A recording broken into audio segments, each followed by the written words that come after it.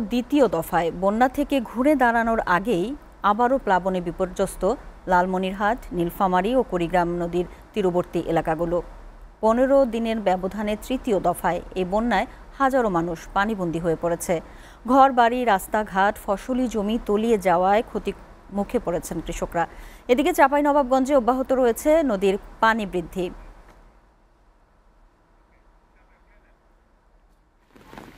উজানের ঢল ও বৃষ্টিপাতে টানা দুদিন ধরে বিপদসীমার উপর দিয়ে প্রবাহিত হচ্ছে তিস্তার পানি। বৃহস্পতিবার বেলা ৩টার পর থেকে ডালিয়া ব্যারেজ পয়েন্টে তিস্তার পানি প্রবাহিত হচ্ছে বিপদসীমার 15 সেন্টিমিটার উপর দিয়ে। এতে করে তৃতীয় দফা বন্যার কবলে পড়েছে লালমনিরহাটের তীরবর্তী বিস্তীর্ণ এলাকা। এতে হাতীবান্ধা, কালীগঞ্জ, আদিতমারি, পাটগ্রাম ও সদর উপজেলার নিম্নাঞ্চল প্লাবিত হয়েছে। পানিবন্দী হয়ে পড়েছে প্রায় 10,000 পরিবার। বিপদসীমা ছাড়িয়েছে তিস্তার পানি।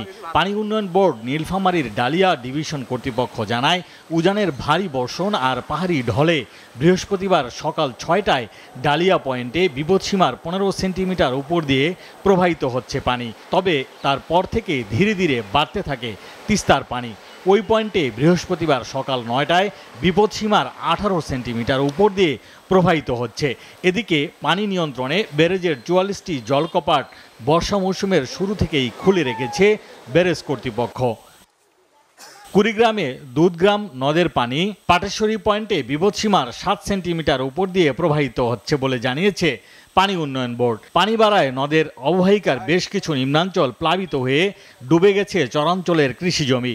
কুড়িগ্রাম পানি উন্নয়ন বোর্ডের নির্বাহী প্রকৌশলী রাকিবুল হাসান জানান, উজানের ঢল ও বৃষ্টিপাতের কারণে জেলার উপর দিয়ে প্রবাহিত ব্রহ্মপুত্র, তিস্তা ও ধরলার পানিও বৃদ্ধি পাচ্ছে। এতে নিম্নাঞ্চলে বন্যা পরিস্থিতি তৈরি হতে পারে। এ সময় স্থানীয়দের সতর্ক অবস্থানে থাকতে বলা হয়েছে। অপরদিকে আসন্ন বন্যা মোকাবেলায় বন্যাপ্রবণ 6টি উপজেলায় কন্ট্রোল রুম খুলেছে জেলা প্রশাসন। চাঁপাইনবাবগঞ্জের অব্যাহত রয়েছে নদীর পানি বৃদ্ধি। পদ্মার পানি স্থিতিশীল থাকলেও বৃদ্ধি পেয়েছে মহানন্দা ও পুনর্ভবার পানি।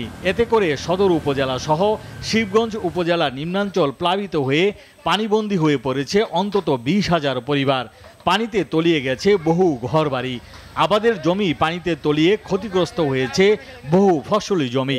গবাদি পশু নিয়ে বিপাকে পড়েছেন পানিবন্দী পরিবারগুলো।